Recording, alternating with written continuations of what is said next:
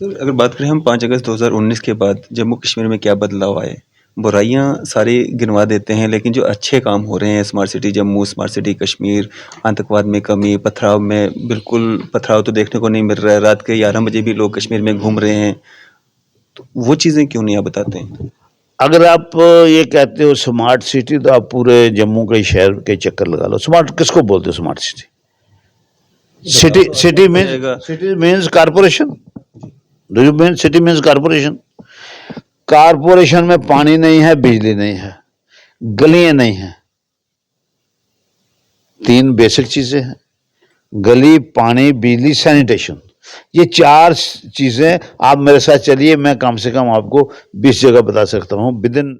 आप देख रहे हैं न्यूज़ सैर इंडिया और मैं हूं अरफाज अहमद डैंग। आज की खास मुलाकात में हमारे साथ मौजूद हैं फॉर्मर मिनिस्टर व National Conference additional general secretary Ajay Kumar Sarotra ji. Sir, स्वागत है आपका न्यूज़ सैर इंडिया में। शुक्रिया।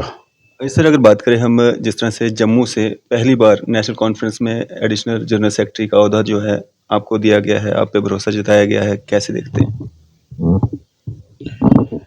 हम पार्टी के सिपाही हैं, तकरीबन पिछले 50 साल से पार्टी की सेवा कर रहे हैं, लोगों की सेवा कर रहे हैं। हमने हमेशा कोशिश की है कि लोगों की सेवा की जाए और पार्टी की इतनी वफादारी रखी जाए। और मैं जो हमारे अजीज़ हैं, जो नए बच्चे आते हैं, उनको मैं यही सिखाना चाहता हूं कि भाई पार्टी की वफादारी सबसे बड़ी चीज़ है। क्योंकि जब हम छोटे थे, मुझे याद है कि 84 में डिफेक्शन हो गई। जनाब बशीर अहमद किचलू जो हमारे जनरल सेक्रेटरी भी रहे और जो वाइस प्रेसिडेंट भी रहे नेशनल कॉन्फ्रेंस की और वाज दफ़ा मिनिस्टर भी रहे और एमएलए भी रहे, उन्होंने मुझे एक बात बोली, वो बड़ी इंटरेस्टिंग थी, वो आज भी मुझे याद आती है। उन्होंने बोला कि खुदा का लख लख शुक्र है, परमात्मा ने मुझ पर मेहरबानी की कि मुझे हरवा दिया 83 में। अगर मैं जीता होता शायद मैं भी फिसल जाता। तो मैं समझता इन चीज़ों से आदमी को सीखना चाहिए कि जो वफादारी है वो सबसे बड़ी चीज़ है। बाकी हम पार्टी के सिपाही हैं। ये फारूक अब्दुल्ला साहब, उमर अब्दुल्ला साहब अगर हमें कहेगा भाई आप गेट के बाहर खड़े होके तो यहाँ संतरी का काम करो, हम वो भी करने को तैयार हैं। पार्टी का होता हमारे लिए कोई बड़ी चीज़ नहीं है, मगर हमारा मकसद है पार्टी को मजबूत करना, लीडरशिप को मजबूत करना। हमने हमेशा वही किया है। बड़े बड़े ऐसे समय भी आए जबकि बड़ी मुश्किलात का दौर था, उस वक्त भी हमने नेशनल कॉन्फ्रेंस को मजबूत करने की कोशिश की। और ऐसे वक्त भी आए कि जब आप देखेंगे कि यहाँ जब से नेशनल कॉन्फ्रेंस बनी है, नेशनल कॉन्फ्रेंस के खिलाफ अक्सर साजिशें होती रही हैं, मगर परमात्मा का लाख लाख शुक्र है कि नेशनल कॉन्फ्रेंस ने हर साजिश के बाद उभरी है और यहाँ तक कई दफ़ा सरकारें बनाई हैं। तो लिहाजा नेशनल कॉन्फ्रेंस एक ऐसी पार्टी है जिसका कैडर है, जिसके लोग हैं, सपोर्टर हैं, जिसके वोटर हैं, जिसके हमदर्द हैं और जम्मू कश्मीर के हर गांव में हैं। तो इसलिए मैं इस बात के लिए पार्टी का मशकूर हूँ कि पार्टी ने मुझे इस लायक समझा, फारूक साहब ने, उमर साहब ने। और हम कोशिश यही करेंगे कि जो उनकी उम्मीदें हैं, जो हमारे साथियों की, वर्कर्स की उम्मीदें हैं, जो लोगों की उम्मीदें हैं, हम उस पर पूरे उतरें और जो नेशनल कॉन्फ्रेंस का झंडा है वो ऊंचा रहे। और जहाँ तक शेर कश्मीर शेर मोहम्मद अब्दुल्ला साहब का नारा है कि हिंदू मुस्लिम सिख था, तो उसको ज़्यादा मजबूत करें, क्योंकि उसकी आज ज़्यादा रेलेवेंस है। वो जो नारा है उस ज़्यादा रेलिवेंट है आज, कि उसको मजबूत किया जाए। हमारी कोशिश होगी कि लोगों की मुश्किलात हल करने के लिए हम कोशिश करें जितनी हम कर सकते हैं, क्योंकि आज हमारी गवर्नमेंट नहीं है, आज डबल इंजन सरकार है। ये लोगों की सुनती नहीं, ये लोगों से काफ़ी परे है। इस सरकार का और लोगों में इतना गैप है कि कल अगर इलेक्शन होती है, जो होने वाली नज़र नहीं आती, तो ये इतना गैप है कि ये शायद गैप फिल करना जो भी पॉलिटिकल गवर्नमेंट आएगी उसके लिए मुश्किल होगा। तो लिहाजा आज लोग बड़े परेशान हैं। लोग चाहते हैं कि हमें कोई ऐसा सिलसिला बने जिससे हम लोगों के मसले मसाइल हल हो सके। यहाँ बड़े मसले हैं। यहाँ अगर आपने देखा, पिछले दिनों टोल प्लाजा का मसला था, लोग बड़े परेशान थे और लोगों ने घर घर से लोग निकले, नौजवान बच्चों ने एक जदोजहद शुरू की, मगर वो उनको खामखा गिरफ्तार भी किया गया, और गिरफ्तारी के बाद उनके साथ उन्होंने ऐसा भद्दा मजाक किया कि उन्होंने अपनी तरफ से, शायद सरकार खुश होगी कि हमने फिजल आउट करा दी। मैं डबल इंजन सरकार को ये कहना चाहता हूँ, ये फिजल आउट नहीं हुई, ये लोगों के दिल में रोष आपने दोबारा से बैठा दिया। अगर यही सरकार उस टोल माफ़ करने को अगर कर देती तो शायद लोगों में रोष नहीं रहता। आज लोगों में रोष है, बेरोज़गारी के सिलसिले में रोज़ बेरोज़गारी जब है इतनी बढ़ रही है, बच्चे खुदकशी कर रहे हैं, क्या लड़के क्या लड़कियां, इतनी बेरोज़गारी है कि लोग पढ़ते हैं तो मगर डर डर के पढ़ते हैं, यार क्या पढ़ना है, अगर पढ़ेंगे भी तो वहाँ करप्शन है एम्प्लॉयमेंट में, स्कैम इतने हो गए, सब इंस्पेक्टर का हो गया, आपका ये अकाउंट्स असिस्टेंट का हो गया, आपका फायर सर्विस का हो गया, आपके वो जेईस के हो गए, तो लोग बड़े परेशान हैं। जहाँ नौजवान बच्चों ने 2022 के टेस्ट दिए हैं, अभी तक रिजल्ट नहीं निकला। यहाँ जब आते हैं ये कहते हैं जी एपटेक इम्तिहान लेगी, मुझे समझ नहीं आती एपटेक के पीछे क्यों है ये। अगर लोगों को विश्वास नहीं है तो चेंज हो सकती है। पहले तो मैं समझता हूँ आउटसोर्स करने की जरूरत ही नहीं। हमारी सरकार में बड़े काबिल अफसर हैं, ईमानदार अफसर हैं, जो कि लोगों की सही खिदमत कर सकते हैं, और कल सरकार को कोई शिकायत नहीं आ सकती और लोगों का विश्वास बनता है। मगर ये वजह है नहीं जी हमने एपटेक से करना, वो भी एक इशू बना हुआ है। तो ये यहाँ अगर आप देखेंगे महंगाई आसमान को छू रही है। आप गैस का सिलेंडर देखिए, आप मिट्टी का अपने सरसों का तेल देखिए, दालें देखिए, और कई दफ़ा तो हम हैरान हो जाते हैं कि ये रेट कहाँ जा रहे हैं, लोग खाएंगे क्या। तो इसलिए यहाँ बेरोज़गारी इतनी है कि कई दुकानें बंद हो गई हैं, कई अपने कोई मुझे कह रहा था कि यहाँ कहीं तो ईंटों के भट्ठे भी बंद हो गए।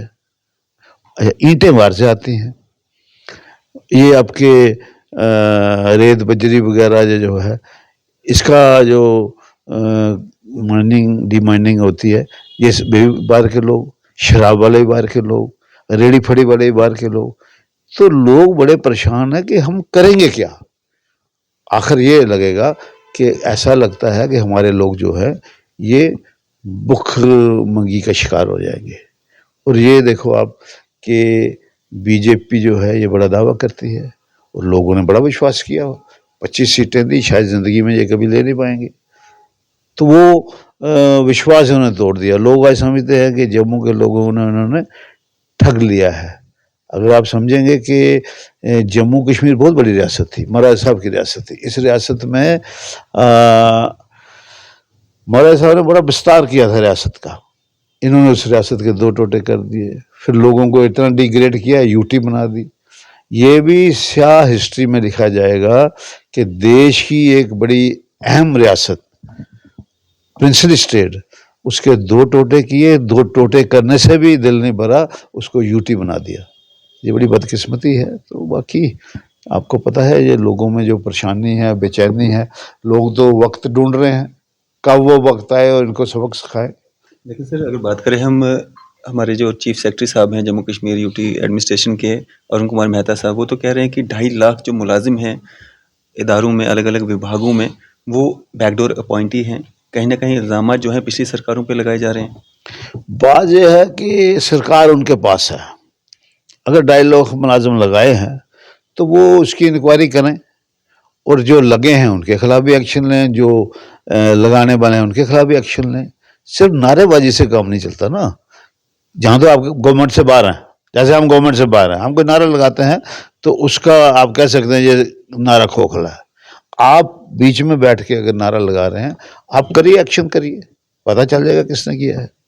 क्योंकि मेरा कहने का मतलब ये है कि अगर 2.5 लाख लोग लगाए हैं तो आप 2.5 लाखों को पिन पॉइंट करो, आपके पास ज़राए है। तो ये बजाय इसके लोगों को नौकरी देने के लिए ये उन 2.5 लाख को निकालने के पीछे हैं, शायद ये वो सिग्नल है। तो मैं डबल इंजन सरकार को ये बड़ी मुदबाना गुजारिश करता हूँ कि भाई लोगों को रोज़गार दो। लोग लग गए हैं, उनको आप निकालोगे या उनको वो परेशान करोगे, वो अच्छी बात नहीं है। आप कह रहे हो लोग परेशान हैं, अनएम्प्लॉयमेंट है, डेवलपमेंट नहीं हो रही है। एलजी मनोज सिन्हा जी कहते हैं सर्वे करवा लीजिए, 80% लोग तो चाहते ही नहीं है कि जम्मू कश्मीर में इलेक्शन हो। सर्वे करवाने लीजिए, उन्होंने करवाया, उन्होंने ये कहा मैंने करवाया। आप ये बताइए, परसों उन्होंने बयान दिया नहीं मैंने नहीं कहा, वो एक मीडिया का सर्वे है। भाई मीडिया का सर्वे है, कौन सा मीडिया है? उसका सैंपल सर्वे का क्या वो था, फार्मूला क्या था? खुद ही अपनी पीठ को थपथपाते हैं। करगिल के बाद तो मेरे ख्याल भूल जाएंगे कि 80% लोग नहीं चाहते हैं। जम्मू कश्मीर के 100% लोग चाहते हैं इलेक्शन को।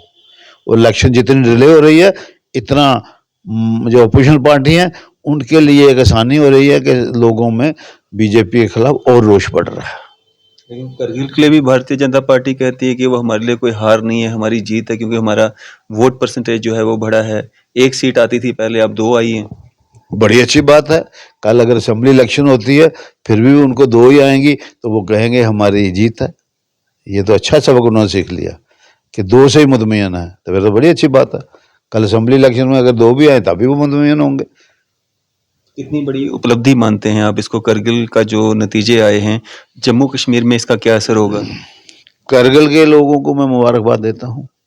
करगिल के जो हमारे नेशनल कॉन्फ्रेंस के लीडर हैं या कांग्रेस के लीडर हैं उनको मुबारकबाद देता हूँ, और जो वर्कर साहबान हैं उनको मुबारकबाद देता हूँ। और ख़ासकर जहाँ तक नेशनल कॉन्फ्रेंस का तल्लक है, मैं उमर अब्दुल्ला साहब और फारूक अब्दुल्ला साहब को मुबारक देता हूँ कि उन्होंने उमर साहब ने ज़ाती तौर पे वहाँ जाके कंपेन किया और बड़ा अग्रेसिव कंपेन किया, जिससे इतनी कामयाबी मिली कि हमको 12 सीटें मिली और कांग्रेस ने 10 सीटें ली। अब ये एक था कि क्या जम्मू कश्मीर में डेमोक्रेसी जो है सही मैंने बहाल होनी चाहिए या नहीं होनी चाहिए? गवर्नर साहब जो 80% कहते हैं, उनको बोलिए कि करगिल के बाद आप अंदाज़ा लगा लीजिए, इसलिए आप इलेक्शन से भाग रहे हैं। जम्मू में आप म्यूनसिपैलिटी से भाग रहे हैं, पंचायत से भाग रहे हैं, आप क्या कहते हैं, मुझे तो ये डर है कि आप असेंबली से भाग रहे हैं। आपने ऐसा माहौल बन जाना कि आपने पार्लियामेंट भी कहना है, पहले देश में पार्लियामेंट होगी उसके बाद कराएंगे। यहाँ पार्लियामेंट इलेक्शन ना हो कोई बड़ी बात नहीं, हालांकि उनकी मजबूरी है, मगर जो हालात बन रहे हैं करगिल के बाद उनके अंदर इतनी दहशत हो गई है कि शायद वो इसको भी डेफर कर सकते हैं पार्लियामेंट को जम्मू कश्मीर के लिए। करगिल इलेक्शंस में पार्टिसिपेट नेशनल कॉन्फ्रेंस ना करे, इसके लिए भी बाधाएं डाली गई। बाधाएं बड़ी डाली गई, आपने देखा उसका सिंबल जो है इन्होंने उसको एक किस्म का सीज कराना की कोशिश की और हाई कोर्ट ने उसको अपहेल्ड किया, नहीं भाई हमने ये नेशनल कॉन्फ्रेंस को ये सिंबल मिलना चाहिए। फिर ये सरकार चली गई सुप्रीम कोर्ट में, सुप्रीम कोर्ट ने भी इनको बड़ी झाड़ लगाई और कहा भाई आप क्या बात करते हो, इतनी ग्रैंड ओल्ड पार्टी और इसका सिंबल है, ये कैसे छीना जा सकता है? बाकी लोगों को आप कहते हो अपने अपनी सिंबल पे लड़ो, नेशनल कॉन्फ्रेंस का कहते हो सिंबल पे नहीं लड़ो, ये कैसे हो सकता है?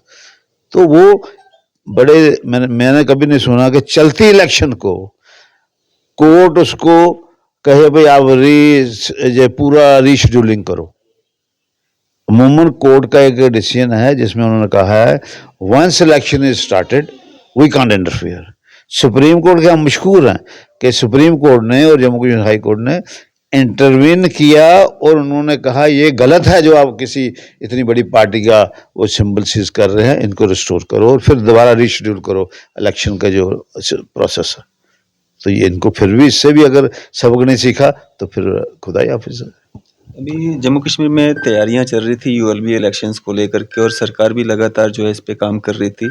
अचानक से ऐसा क्या हुआ कि डेफर कर दिया गया, ये कहा गया कि अब जो लोकसभा के चुनाव होंगे उसके बाद जो है ये चुनाव होंगे? मैंने कहा ना करगिल के बाद मुझे डर है कहीं पार्लियामेंट भी डेफर ना कर दें कि पूरे देश में हो जाएंगे कि फिर हम करेंगे, क्योंकि मेरा देश बहुत महान है, बहुत बड़ा देश है और इस देश में बड़े बड़े रहनुमा हुए हैं। मसलन मैं बात करता हूँ बीजेपी की बात करता हूँ, मैंने भी काम किया उनके साथ क्योंकि मैं मिनिस्टर था, बड़ी कॉन्फ्रेंसें की। अटल बिहारी साहब प्राइम मिनिस्टर थे, मैं फूड मिनिस्टर था, तो उस दौर में बड़ी कॉन्फ्रेंसें की। महंगाई हो जाती थी, रेट बढ़ जाते थे, इधर प्याज का रेट बढ़ गया, प्राइम मिनिस्टर साहब ने स्पेशल मीटिंग बुला ली प्याज के सिलसिले में। मैं वो मगर वो स्टेट्समैन थे और उनको आज भी जो आपके देश में एक्सेप्टेबिलिटी थी, इवन कश्मीर में आज भी नाम उनका चलता है। आदमी को एमपी होना चाहे एमएलए होना या मिनिस्टर बनना, प्राइम मिनिस्टर बनना बड़ी बात नहीं, स्टेट्समैन बनना बड़ी बात है। तो मैं समझता हूँ कि आज इस डबल इंजन सरकार में स्टेटमैनशिप की कमी है। तो मैं जो डबल इंजन सरकार के रहनुमा हैं, जो खासकर बीजेपी के रहनुमा हैं, मैं उनसे गुजारिश करूंगा कि वाजपेयी साहब से कुछ सीखिए। मैं कल एक परसों पढ़ रहा था, एक उनके किसी एडवाइज़र ने किताब लिखी, उसने कहा कि ये जो वाजपेयी साहब थे, इनको पार्टी ने कहा आप प्रेसिडेंट ऑफ इंडिया बन जाओ, जब गवर्नमेंट अभी थोड़ा साल था। ही सेड नो, ये रॉन्ग प्रेसिडेंट होगा, हर पार्टी में फिर आइंदा ऐसा ही होगा। तो ये स्टेट्समैन जो शिप के लोग हैं वही कर सकते हैं। ये ऐसे हर बात वोट के लिए करना नहीं, हर बात देश के लिए करना। मेरा देश बहुत महान है, लोगों की गुर्बत दूर करने के लिए, लोगों की परेशानी दूर करने के लिए, लोगों का रहन सहन ऊंचा करने के लिए करना, लोगों को रोजगार देना। कल का हिंदुस्तान किस पे डिपेंड करता है? नौजवानों पे। आप उनको रोजगार दो, उनके दिल में कोई गुस्सा नहीं रहे, कोई परेशानी नहीं रहे, बल्कि वो बड़े खुशी से कहें कि मैं बड़े महान देश का वासी हूं। अब वो कहते हैं, डोगरी में एक बात कहते हैं, पेट नहीं पियां रोटियां ते सारियां गल्लां खोटियां। आप आदमी को उसी चक्कर में घुमा रहे हो, भाई मैं तुझे 5 किलो की आटे की गुत्थी दूंगा, जब मैं इलेक्शन के लिए आऊंगा तू तैयार रह। आप इधर से कहते हो कि सेल्फ वो करना है, आत्मनिर्भर बनाना है। आत्मनिर्भर क्या होता है? आत्मनिर्भर होता है जो इधर से कुछ दे सके, कि मेरे पास खाने को है यार, तू भी आधा फुल्का ले ले मुझसे। यहाँ तो ये 5 किलो की गुत्थी पे आत्मनिर्भर करते हैं। और इन्होंने बड़े दावे से कहा कि हमने देश की 80% आबादी को ये दी है, आटा का गुत्थी दी है। आप अंदाजा लगा सकते हैं कि इन्होंने देश को ऊपर लाया या नीचे किया। अच्छा सर, नेशनल कॉन्फ्रेंस की अगर हम बात करें, जम्मू से कुछ कदावर चेहरे, नामी गिरामी चेहरे जो फॉर्मर मिनिस्टर्स भी रहे हुए हैं, एडवाइज़र भी रहे हुए हैं, आज वो भारतीय जनता पार्टी का हिस्सा बने हुए हैं और नेशनल कॉन्फ्रेंस पे ही उंगलियां दिखाते हैं और ये कहते हैं कि ये नेशनल कॉन्फ्रेंस जो है ये कहीं ना कहीं एंटी नेशनल जो बात करती है या एंटी नेशनल एक्टिविटीज़ करती है या आतंकवाद को संरक्षण देती है। जहाँ तक नेशनल कॉन्फ्रेंस का तल्लक है, नेशनल कॉन्फ्रेंस बहुत बड़ी पार्टी है। अगर देश की सतह पर लोग कांग्रेस को ग्रैंड ओल्ड पार्टी कहते हैं, तो मैं कहूँगा ये grand oldest party of Jammu Kashmir है, ये अपने जो नेशनल कॉन्फ्रेंस है। नेशनल कॉन्फ्रेंस का इतिहास आपने पढ़ना चाहिए, आप साफ़ी हैं, आपने जरूर पढ़ना चाहिए कि जब महाराजा साहब ने एक्सेशन किया, उस वक्त पहले फैसला ये था कि 2 नेशन थ्योरी होगी। जम्मू कश्मीर या बाकी स्टेटों में भी मुस्लिम लोग हिंदुस्तान में जाएंगे, हिंदू लोग, और मुस्लिम लोग पाकिस्तान में। मगर शेर कश्मीर शेख मोहम्मद अब्दुल्ला ने, उसने लाल चौक में जलसे में कहा कि पाकिस्तान के साथ हम नहीं जा सकते, हम हिंदुस्तान के साथ जाएंगे। अक्सरियत मुसलमान स्टेट होने के नाते भी रुख इधर कर दिया। अब उस नेशनल कॉन्फ्रेंस को कहे कि ये एंटी नेशनल है, बड़ी शर्म की बात है। यही नेशनल कॉन्फ्रेंस है, जब जब भी देश को जरूरत पड़ी नेशनल कॉन्फ्रेंस सामने आई। हालांकि नेशनल कॉन्फ्रेंस बड़ी साजिशें हुई। 84 में गवर्नमेंट गिराई गई, उसके बाद जब 90 था, 90 के हालात शायद ऐसे नहीं बनते अगर जनाब फारूक अब्दुल्ला साहब की राय के साथ वहाँ गवर्नर कोई आता। और वही उन्होंने सोचा फारूक साहब को कमज़ोर करेंगे तो हम वो करेंगे। जब फारूक साहब ने कहा भाई मेरे मर्जी के खिलाफ आप गवर्नर ला रहे हो, मुझे कॉन्फ्रेंस में नहीं ले रहे, मैं सरकार छोड़ देता हूँ। फिर आपने देख लिया क्या हालात बने। फिर 96 में अगर फारूक अब्दुल्ला साहब नहीं आते तो शायद पॉलिटिकल प्रोसेस चालू नहीं हो सकता था। और अगर उस वक्त शेख अब्दुल्ला साहब सामने नहीं आते तो आज शायद इतिहास कुछ और होता। तो लिहाजा मैं ये समझता हूँ कि जब भी देश को जरूरत पड़ी नेशनल कॉन्फ्रेंस की लीडरशिप ने आगे होकर किया। यहाँ बम बोले का मसला था, कोई नहीं समझता इलेक्शन हो सकती। यहाँ भी लोगों के जो बड़े माहौल गर्म था, कश्मीर में भी गर्म था। उस वक़्त भी नेशनल कॉन्फ्रेंस सामने आई, उमर साहब, फारूक साहब, इन्होंने कहा ठीक है हम इलेक्शन लड़ेंगे, इलेक्शन से लोगों में थोड़ा आपस में मेल मिलाप हो सकता है, ये जो हमारे यहाँ दरार पड़ रही है हिंदू मुस्लिम की ये कम हो सकती है। तो ये नेशनल कॉन्फ्रेंस का बड़ा अहम रोल रहा है। अगर कोई पार्टी से जाता है उसकी मर्जी है, हम उसको रोकते नहीं, और लोग इसको समझते हैं कोई गया या नहीं गया उसका क्या किरदार है। बाकी अगर उधर जाके कोई कुछ कहता है तो मैं समझता हूँ उसको नौकरी भी करनी होती है, वो अपनी नौकरी पक्की करने की कोशिश करे। सर अगर बात करें हम 5 अगस्त 2019 के बाद जम्मू कश्मीर में क्या बदलाव आए, बुराइयां सारी गिनवा देते हैं लेकिन जो अच्छे काम हो रहे हैं smart city Jammu, smart city Kashmir, आतंकवाद में कमी, पथराव में बिल्कुल पथराव तो देखने को नहीं मिल रहा है, रात के 11 बजे भी लोग कश्मीर में घूम रहे हैं, तो वो चीज़ें क्यों नहीं आप बताते हैं? अगर आप ये कहते हो स्मार्ट सिटी तो आप पूरे जम्मू के शहर के चक्कर लगा लो। स्मार्ट किसको बोलते हो smart city? City means corporation. Do you mean city means corporation? Corporation में पानी नहीं है, बिजली नहीं है, गलियां नहीं हैं, 3 बेसिक चीजें हैं, गली, पानी, बिजली, सैनिटेशन। ये 4 चीजें आप मेरे साथ चलिए, मैं कम से कम आपको 20 जगह बता सकता हूँ विद इन स्मार्ट सिटी। तो आप मुझे बताइए, जिस स्मार्ट सिटी में बिजली प्रॉपर नहीं है, जिस स्मार्ट सिटी में पानी प्रॉपर नहीं है, सैनिटेशन नहीं है, जिसकी गलियां ठीक नहीं हैं, नालियां ठीक नहीं हैं, उसको आप स्मार्ट सिटी कहेंगे? स्मार्ट सिटी होती है कि स्मार्ट लफ्ज से ही होना चाहिए भाई, वाह क्या सिटी है, आप कह सकते हैं वाह। मैं तो आपको गली, आप बाजारों में देखिए, ऐसी ऐसी जगह इन्होंने फुटपाथ बना दिए जहाँ चलने की जगह नहीं, गाड़ी चलने की जगह नहीं, वो आगे बाजार तंग थे। तो ये इन चीज़ों के लिए बाकायदा एक पब्लिक इन्वॉल्वमेंट होनी चाहिए, लोगों की राय लेनी चाहिए। मुझे याद है एक दफ़ा यहाँ कोर एरिया डेवलपमेंट प्लान आया, गवर्नमेंट ऑफ इंडिया से आया। गवर्नमेंट ऑफ इंडिया ने जम्मू शहर के लिए कोई मेरे ख्याल 82 लाख दिया उस वक्त, ये मैं 90 की बात कर रहा हूँ। मैं भी उस कोर एरिया डेवलपमेंट प्लान का मेंबर था। तो हर चीज़ डिस्कस होती थी। ये जो तभी का पुल बना ये भी हमने डिस्कस किया, ये जो आपकी ये फ्लाईओवर बने हैं ये भी डिस्कस किया, बाकी जो नालियाँ गलियाँ जो भी बनता था तो लोगों को इन्वॉल्व करके बनता। ये ऐसे है कि जैसे बस किसी, हालांकि हमारे अफसर बड़े अच्छे हैं, किसी अफसर साहब की नींद खुली तो उसने कहा अच्छा इस बाज़ार में पेविलियन चाहिए क्योंकि लोगों को चलने के लिए, तो गाड़ी के लिए इतनी सी जगह रह गई, तो फिर तो गाड़ियाँ भी टूटेंगी तो एक्सीडेंट भी होंगे। तो इसलिए स्मार्ट सिटी, पथराव में कमी आई, मैं समझता हूँ आई, इसमें मैंने कहता नहीं, जो आई है सो आई है। आतंकवाद में कमी आई वो मैं मानता नहीं। पिछले दिनों एक कर्नल साहब मारे गए, बदकिस्मती, एक मेजर साहब मारे गए, बदकिस्मती, डीएसपी साहब मारे गए, वेरी अनफॉर्चुनेट। तो आप कैसे कहते हैं आतंकवाद में? यहाँ रजौरी में क्या हुआ, पुंछ में क्या हुआ, आप कैसे कहते हैं आतंकवाद कम हो गया? आप ज़्यादा सिर्फ अखबारात में लिख के जहाँ कहीं सोशल मीडिया में ये लिख के भैया कमी आ गई, कमी वो कमी नहीं होती है। कमी होती है जो पता लगे। कर्नल साहब का मरना कोई छोटी बात है? मेजर उसके साथ मर गए छोटी बात है? पुलिस के डीएसपी मर छोटी बात? और आप जैसे लोग भी अगर कहें जी आतंकवाद में कमी आ रही, फिर हम क्या कह सकते हैं? पुलिस के जो चीफ हैं डीजी साहब वो खुद कहते हैं आतंकवाद में कमी आई है।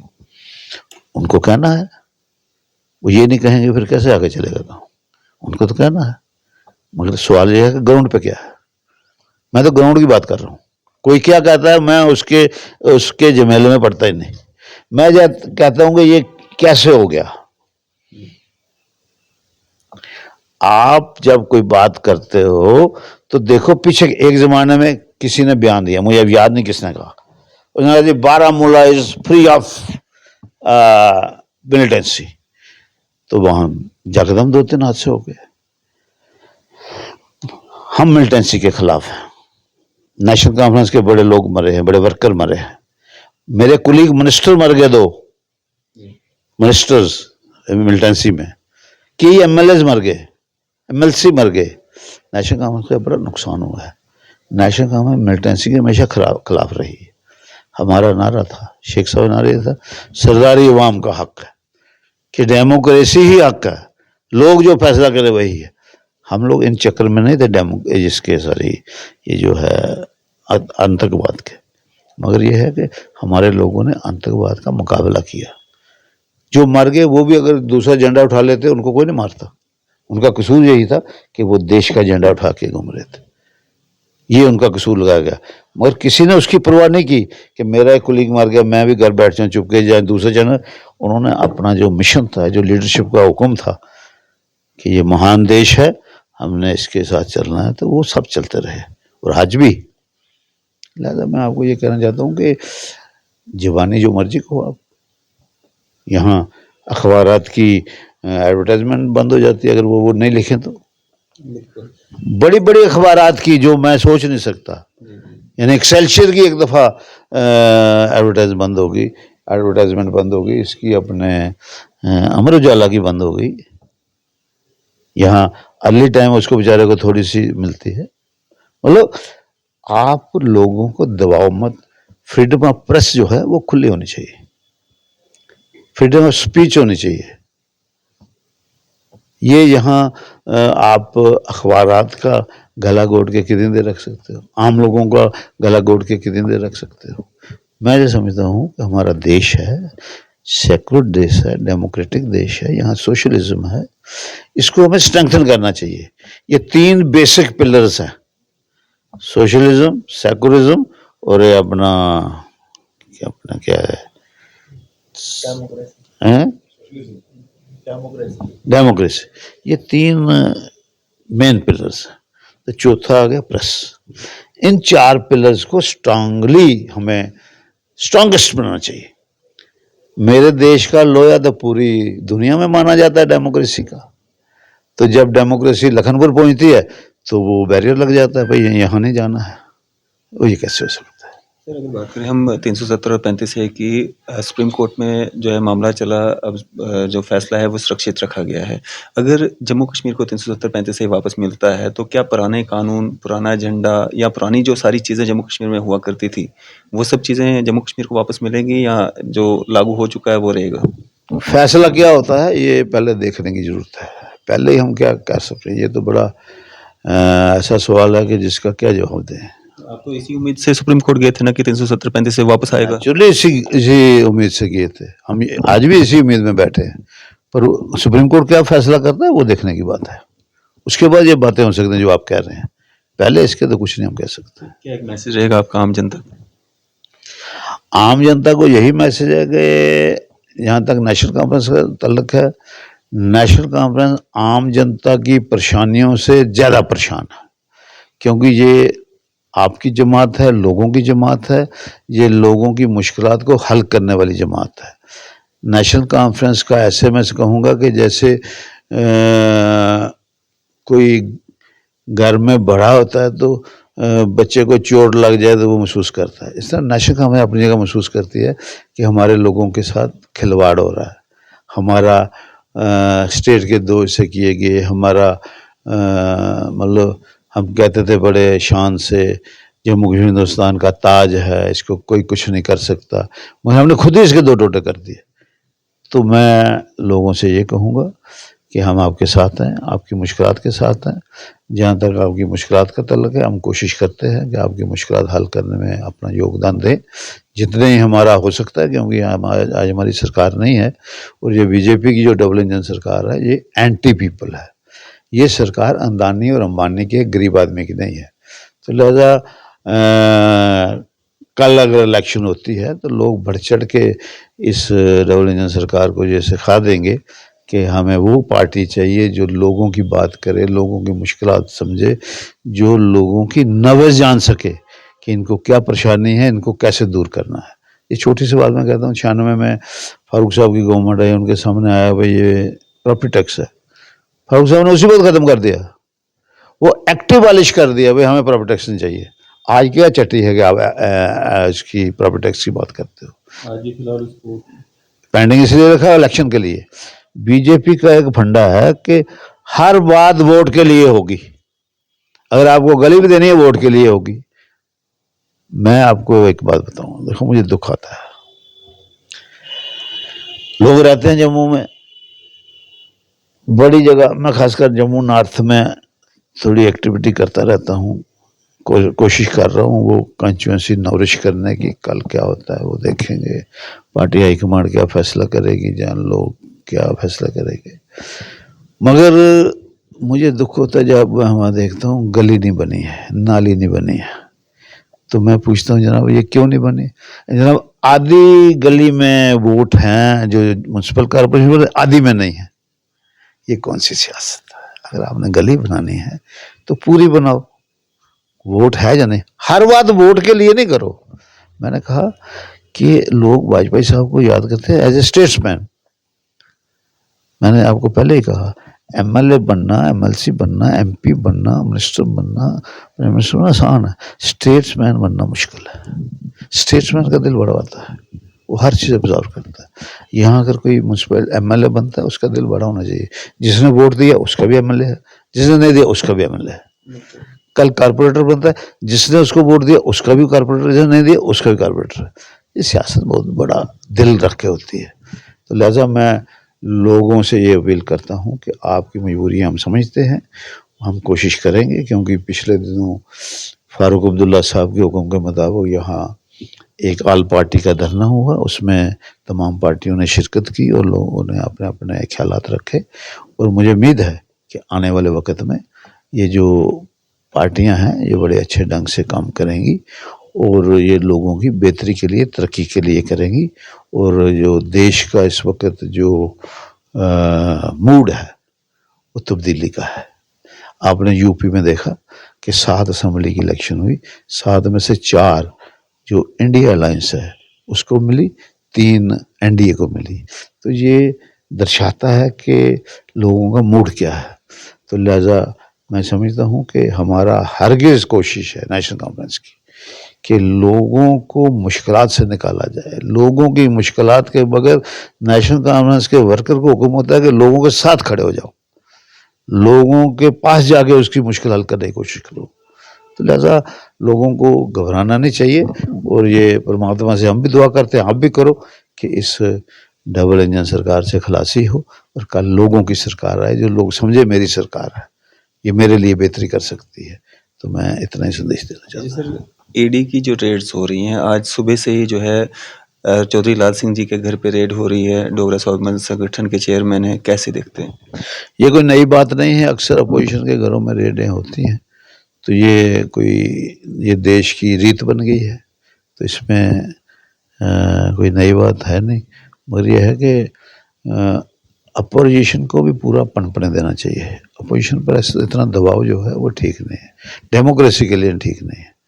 डेमोक्रेसी होती है कि अपोजिशन को भी अपना एक रास्ता मिले, गवर्नमेंट अपना काम करे और उनको रास्ता मिले। कहीं गवर्नमेंट की में कमी आती, डेमोक्रेसी में यह है कि अपोजिशन वाले कहेंगे जनाब ये कमी। तो इसलिए मैं ये नहीं कहता कि मैं ये कहता हूँ कि freedom of speech, freedom of movement, freedom of action, freedom of press ये बड़ी लाजमी है। ये तभी हो सकती है जब सही डेमोक्रेसी हो। अगर आप दबाव रखेंगे फिर वो डेमोक्रेसी नहीं हुई, वो डेमोक्रेसी को दबाने की कोशिश है। शुक्रिया सर हमारे से बातचीत करने के लिए। बहुत बहुत धन्यवाद। ये थे हमारे साथ पूर्व मंत्री व National Conference additional general secretary Ajay Kumar श्रोता जी। आपकी इस सब पे क्या राय है? आप भी अपनी राय जो है जरूर साझा कीजिएगा। इसी तरह की मजीद अपडेट्स के लिए आप देखते रहे न्यूज़ इंडिया। मैं अरफाज मडैंग, कैमरामैन शाहनवाज के साथ।